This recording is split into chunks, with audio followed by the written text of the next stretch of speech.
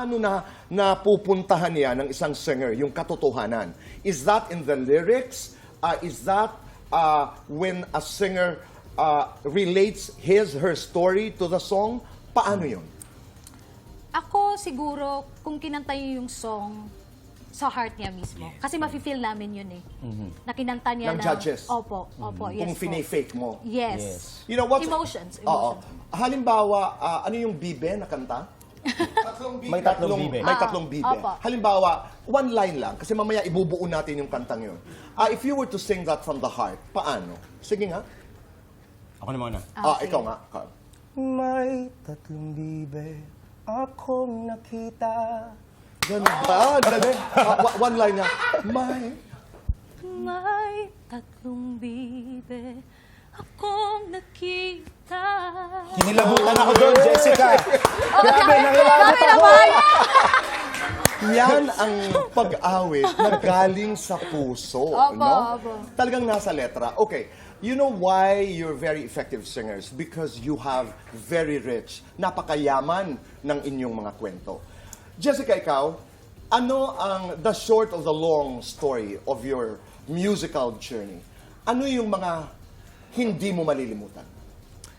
Ang di ko malilimutan po talaga yung mga napagdaanan ko sa mga singing contest na ang dami kong sinalihan bago ko to narating kung saan man po ako ngayon. Like, super dami before ko naabot yung success. Which is, yun yung mga challenges na nagpapatibay ng loob ko na dinala ko kung saan man ako ngayon. Isang contest na talagang pinaghandaan mo. Ano yun? Kasi I know your story. I've read your story. Halos linggo-linggo, may mga linggo na halos everyday sumasali sa contest, napapanalunan, nakakatulong sa bahay, natutustusan mo ang iyong pag-aaral. But do you remember of a contest na kailangan mong manalo pero natalo ka? Yes po, nung time na nag-aral ako. Kasi nung college ako, like hindi talaga ako kaya pag-aralin ng parents ko kasi nga wala nga kaming pera. Tapos kailangan ko nang mag-take ng exam. Pero wala talaga kaming pera. So sumali ako, tapos natalo ako. Like, wala, umiyak na lang po talaga ako. So, naiiyak ako. Kasi ang hirap po talaga ng buhay namin before. Yun yung naging strive ko na to work hard. Yun po. At saka nakadepende, no? Yung halimbawa, pagkain, tapos pambayad mo sa school, doon sa mga contest na sinalihan mo. Carl, ikaw, in your journey, ano ang hindi mo malilimutan? Ako, Tito Boy, naranasan namin bilang banda na araw-araw kaming tumutugtog sa mga bars. Actually, dito sa Quezon City. So, every night, may bar kaming tinutugtugan. You're talking about the ones. Ako, the Juans. So, Okay. tatlong... Is that how you pronounce it? The Juans. Yes, Okay. yes. Okay. Tatlong set. So, sa isang set, may 7 songs. So, around mga 27 songs per night.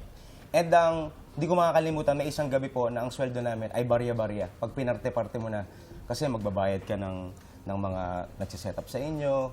As in, coins yung inuwi namin at maluha-luha ako dahil gumraduate ako na music production and this is what we're earning during that time.